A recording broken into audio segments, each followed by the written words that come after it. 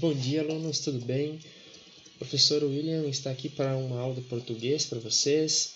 Agora não estamos mais juntos na sala de aula para estudar, mas a nossa sala de aula agora é por aqui, tá bom? Espero que vocês gostem da aula, o professor preparou para vocês. E é isso aí, sexto ano. Estou com muitas saudades de dar aula para vocês. Gostaria muito de estar junto com vocês nesse momento, mas não podemos. Então a gente vai fazer a aula aqui pelo meio do vídeo, tá bom? Então, pessoal, o professor vai arrumar a tela aqui para a gente começar, tá? E eu vou ficar aqui no cantinho.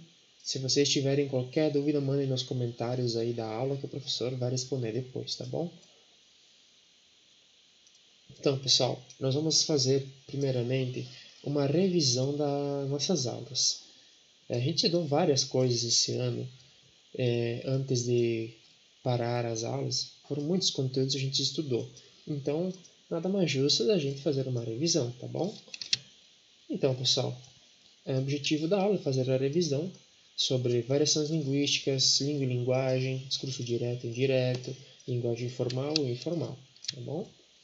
Muito bem. Primeiramente, vamos ler a sátira da Suriá. A Suriá estava sozinha, escorada na parede, pensativa, e ela estava com muita vontade de falar com alguém. E ela pensou assim: todos os meus amigos viajaram. Depois ela fala: vou fazer uma amizade. Ela teve uma ideia. Ela começa a escrever na parede, e no último quadrinho nós vemos que ela escreveu uma amiguinha, ela desenhou uma amiguinha na parede. E ela fala: oi, meu nome é Muriel, essa amiguinha disse. E ela fala: oi, eu sou a Suriá. Viram, pessoal? A Suriá está ensinando para nós que nós precisamos conversar com as outras pessoas. Não existe pessoa que consiga ficar sem conversar com os outros. Isso é uma necessidade do ser humano, a comunicação, tá bom? E a gente faz essa comunicação por meio da linguagem. Você percebeu como sempre precisamos nos comunicar? Nós podemos nos comunicar por meio de desenhos, fotos, gestos, expressões faciais. Então nós não precisamos só de palavras para nos comunicar. Existem outras formas, né? Tenho certeza que vocês já viram essas expressões lá no Facebook. Tenho certeza que vocês já fizeram algum gesto num jogo de futebol, né? Ou no recreio na escola. Muitos de vocês gostam de desenhar e outros preferem tirar fotos. Então, vamos para uma atividade. Eu quero que vocês escrevam aí no caderno de vocês, ou na folha que vocês receberam, o que vocês veem nessas imagens? Na letra A, na letra B, na letra C, na letra D. Qual o sentimento que vocês veem? É alegria? É tristeza? A pessoa está pensativa? A pessoa está alegre? A pessoa está comemorando? O que essas pessoas estão sentindo? O que essas pessoas estão fazendo nesses momentos? Tá bom? Então eu quero que vocês escrevam o que vocês veem, o que vocês percebem, o que vocês entendem dessas imagens, né? Vocês já se sentiram assim como o menino na letra D? Sim, né? Vocês já se sentiram assim como a menina na letra B? Ou alguém já ganhou algum jogo que nem lá na letra C? Vocês ficavam muito com seus amigos antes da quarentena, como na letra A? Então, pessoal, cada uma dessas imagens representa algum sentimento. Isso mesmo, pessoal. Então, nós temos vários tipos de linguagens. Eu vou arrumar aqui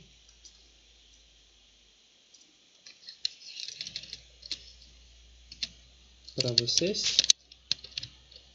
Isso mesmo. Então, galera, quando não temos palavras para nos expressar, nós temos uma linguagem não verbal. Quando não tem palavra, a linguagem não verbal. Quando usamos palavras para nos expressar, temos a linguagem verbal. E quando usamos palavras e desenhos, palavras e imagens, palavras e símbolos, palavras e sons, temos uma linguagem mista. Então, a linguagem mista nada mais é que a mistura de linguagem verbal e não verbal. Muito bem, mas o que é uma língua, professor? Uma língua, pessoal, é o conjunto de palavras, é o conjunto de regras de um povo ou de uma cultura, certo? No nosso mundo existem muitas línguas, mais de 3.000 línguas, sabiam? Porém, a maioria delas são faladas por pouquíssimas pessoas. Então, a língua é algo que a sociedade criou conforme sua cultura, né? E a língua é sempre uma diferente da outra, não existe língua igual, né? Existem diversas línguas no mundo, eu vou explicar para vocês algumas delas. A língua mais falada no mundo é o mandarim. O mandarim é falado na China, na Malásia e na Taiwan.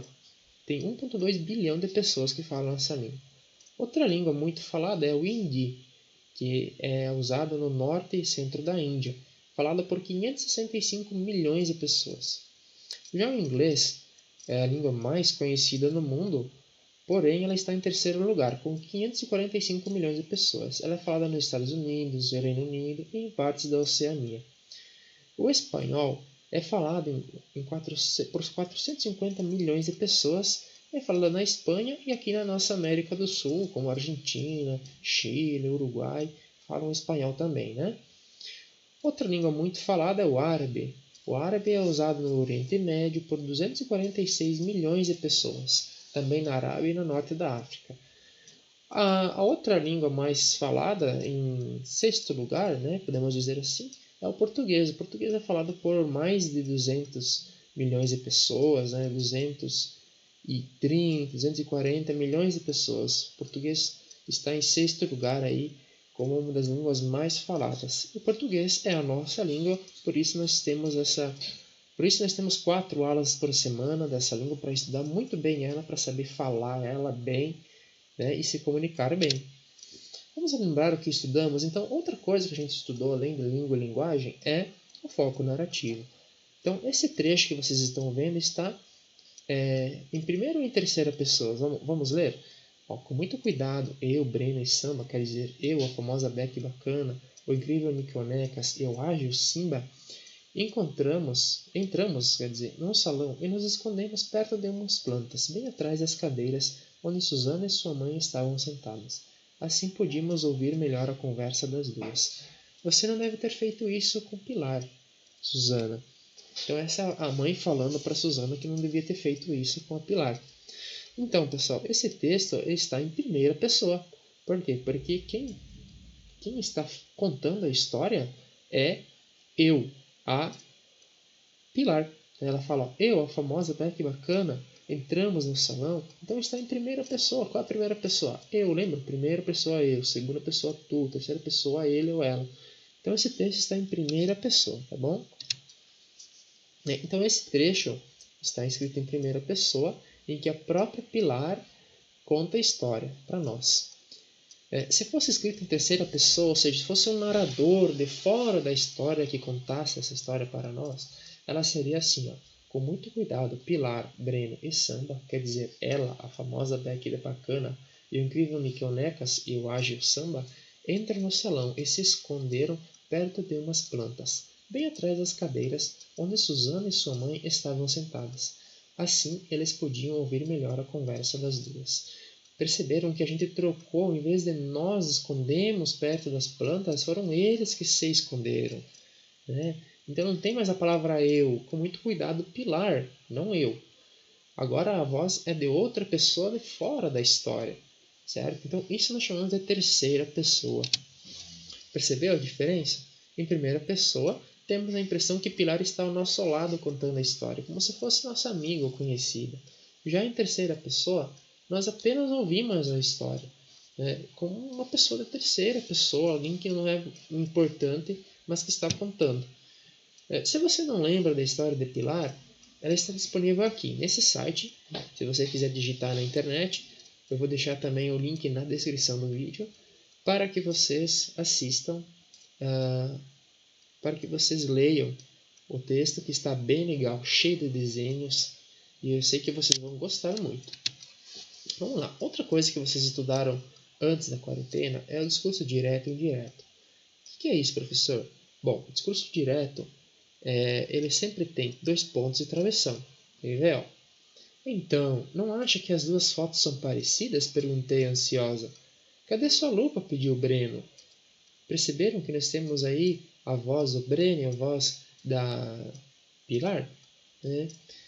Já aqui no discurso indireto, nós não temos a voz dele, nós temos a voz do narrador. Eu, ansiosa, perguntei a Breno o que achava que as fotos eram parecidas. Breno pediu minha lupa.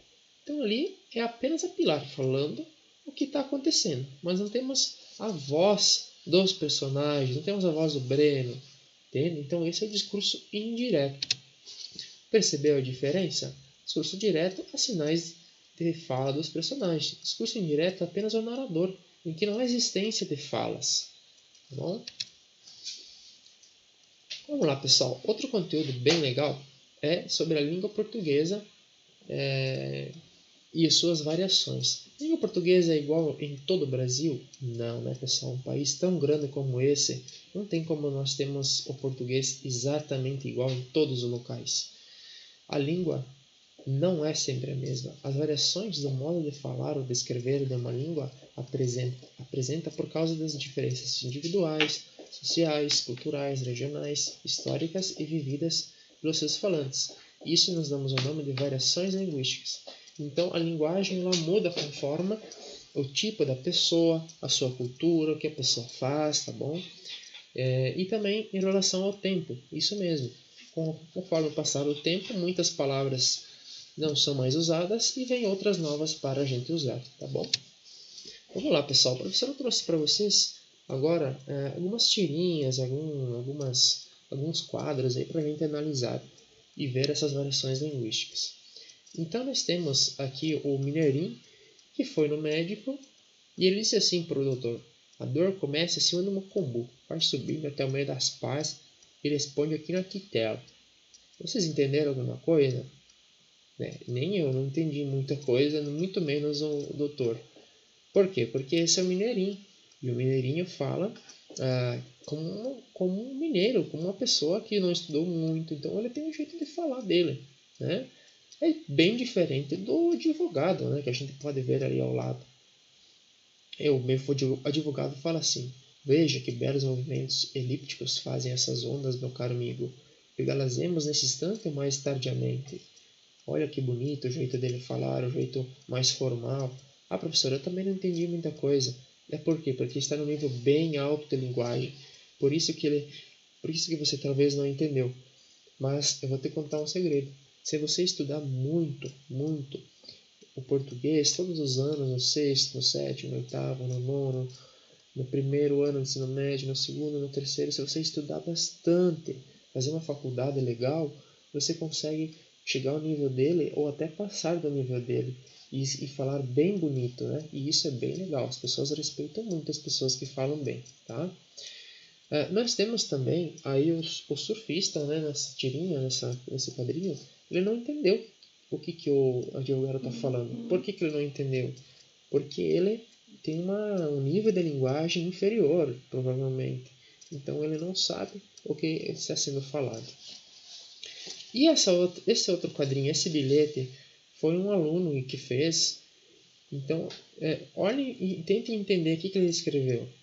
Ele fala: minha mãe é boa e eu gosto muito dela. O meu pai é bom e eu gosto dele muito. Nós vamos... gente, eu não consigo nem ler direito. Por quê? Porque está tudo escrito errado, né, pessoal? Tem muitas palavras erradas, está tudo fora do lugar. Então imagine, pense vocês entregando um texto desse para o professor. Pense que feio que fica, né, gente? Então esse é o jeito informal, o jeito errado de se escrever e de se falar, né? E esse menino que escreveu esse bilhete provavelmente é primo ou é parente desse menino aqui da tirinha que eu vou ler para vocês. Nessa tirinha o pai pergunta para o filho: filho, sua mãe falou que você está falando muitas gírias, é verdade? Aí o filho fica olhando e fala assim: cê é louco, pai, tô suave dessas fitas aí. Mó treta esses caô, nem brisa com essas viagens, beleza? Então, será que é verdade que ele está falando gírias ou não? Sim, né? Ele está falando muitas gírias. Ele deixou isso bem claro enquanto conversava com o pai dele. Então, pessoal, nesse quadro aqui, nessa imagem, nós temos várias variações. Nós temos a variação regional aqui do nosso Mineirinho. Nós temos a variação formal do nosso advogado, a variação informal do surfista, né, e do cara que escreveu errado aí, as gírias, que é informal também. E aqui nós temos também outra variação, que é a variação também regional do mineirinho. Aqui outro mineirinho fala assim, né, quando é de comer nós come, quando é de beber nós bebe, quando é de dormir nós dorme, quando é de amar nós amamos, quando é de trabalhar, aí nós fica no Facebook. Então esse mineirinho ali representa a linguagem, a variação regional da língua, né? Porque na região dele se fala assim. E essa última imagem vocês conhecem bem também, é a imagem das palavras que já foram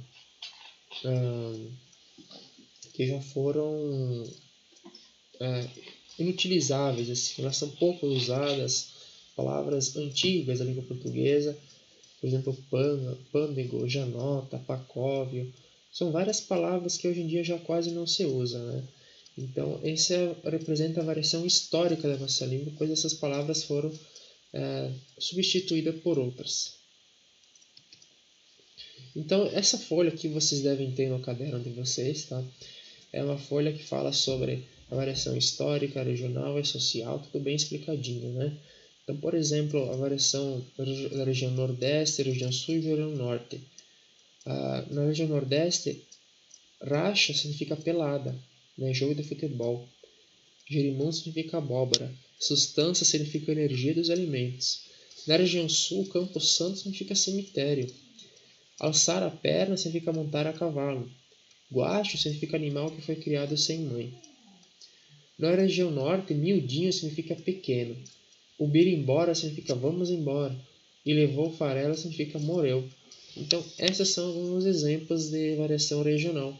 Nós temos a histórica, como eu já expliquei, a social, que é aquela do surfista e do advogado, né, de um grupo de pessoas. E nós temos as situacionais, que é a linguagem formal e informal, como eu expliquei para vocês.